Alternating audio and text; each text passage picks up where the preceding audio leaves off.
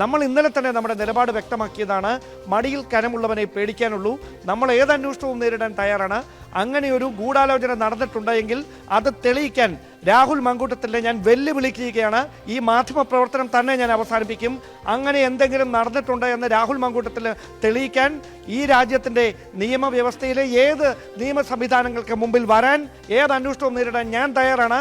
ഞാൻ തിരിച്ച് രാഹുലിനോട് ചോദിക്കുകയാണ്, അങ്ങനെ ഒരു ഗൂഢാലോചന നടന്നിട്ടുള്ളതിൻ്റെ എന്തെങ്കിലും തെളിവ് രാഹുൽ മങ്കൂട്ടത്തിൻ്റെ പക്കലുണ്ടെങ്കിൽ ഇന്നലെ മാധ്യമങ്ങളെ വാർത്താ സമ്മേളനത്തിൽ വിളിച്ചു വരുത്തി ഈ കാര്യങ്ങൾ വിശദീകരിച്ച പോലെ ബാക്കി കാര്യങ്ങളുടെ പുറത്തുവിടാൻ ഞാൻ വെല്ലുവിളിക്കുന്നു. അതോടൊപ്പം അവന്തിക പറഞ്ഞ ഒരു കാര്യമുണ്ട്, ടെലിഗ്രാം ചാറ്റ് കൂടി പുറത്തുവിടണം രാഹുൽ മാങ്കൂട്ടത്തിൽ. രാഹുൽ അത് പുറത്തുവിടാൻ തയ്യാറായില്ലെങ്കിൽ മറ്റു വഴി അതുകൂടി പുറത്തു വരും. അപ്പോൾ താങ്കളുടെ നില കൂടുതൽ പരുങ്ങലിലാകും. അതിനു മുമ്പ് താങ്കൾ തന്നെയാണ് അതിൽ വിശദീകരണം നൽകേണ്ടത്. ഇങ്ങനെ സൈബർ പടയാളികളെ വെച്ചുകൊണ്ട് കടന്നാക്രമണം നടത്തിയാലൊന്നും പേടിച്ച് ഈ ജോലിയിൽ നിന്നും പിന്മാറുന്നവരല്ല ഞങ്ങൾ ആരും. അത് ഒരിക്കൽ കൂടി ആവർത്തിക്കുകയാണ് ശ്രീ രാഹുൽ മാങ്കൂട്ടത്തിൽ.